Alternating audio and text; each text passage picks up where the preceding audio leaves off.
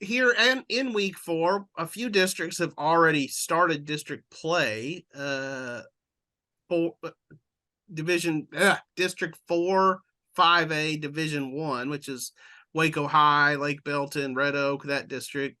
And then you have District 7, 3A, Division 1 starting this week with West and Whitney. Well, that district's already, they started last week. It's just that West was on a bye week. Right, that's correct. You're right. Yeah. Others will kick off next week. That Crawford, Marlin, Bosqueville district is taking their bye week this week as they get ready for district play.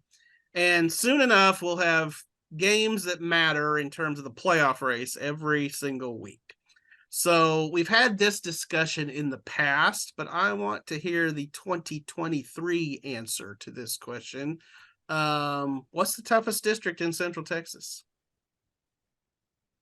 Well, I think you have to start, like, the standard bearer in this cycle is the one that had a couple of state champions when it began, the Franklin Lorena district, which is 11 3A Division 1, Franklin, Academy, Lorena, Troy, Rockdale, McGregor, and Cameron Yo. So you rattle off the names of several recent state champions in that list, plus an Academy team that has been pretty salty lately. Well, and so when you started your sentence by saying the district that had a couple of state champions, I thought you were going with District 5 4A Division 1, which had China Spring and Stephenville as they were coming off of a state championship when that district started. Obviously, Stephenville did not win state last year, but China Spring did again. And China Spring and Stephenville gave us a classic game to remember. Certainly, Thomas Barr will never forget it. But I mean, I look at that district because you do have China Spring, you have Stephenville 2 years removed from a state title with probably some kids there too, and they're both ranked in the top 10 in the state right now.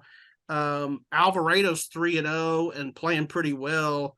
And then I think La Vega is better than they were last year. And even Waxahachie Life is not a bad team. So that's a tough 5-team district. Now 4, no soft spots. Yeah, no, 4 are going to make the playoffs. So it's only one team getting left out, but man, it's a murderer's row kind of district. DJ, what do you say? I mean, I think that those are probably the 2 strongest districts right now. The one with Lorena and McGregor, Cameron Yo. I mean, even we saw how McGregor fought back against Gatesville, and I think they're gonna put up a lot of fight.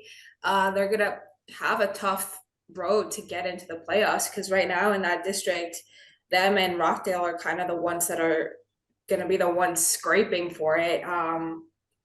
Obviously Lorena really kicked off after that China Spring loss.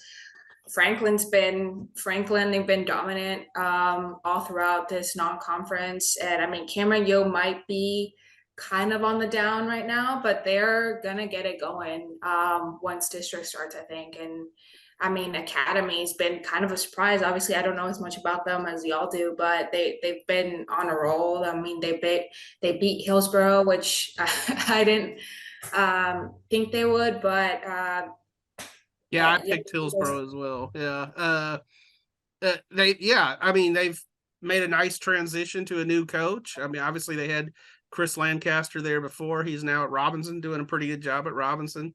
This is a different take, but like I think this is not the toughest district, but I think one of the most fun districts for us is 8 2A Division 1, which is that Crawford, Marlin, Bosqueville, Bruceville, Eddy, Riesel, Moody, Valley Mills, and Marlin.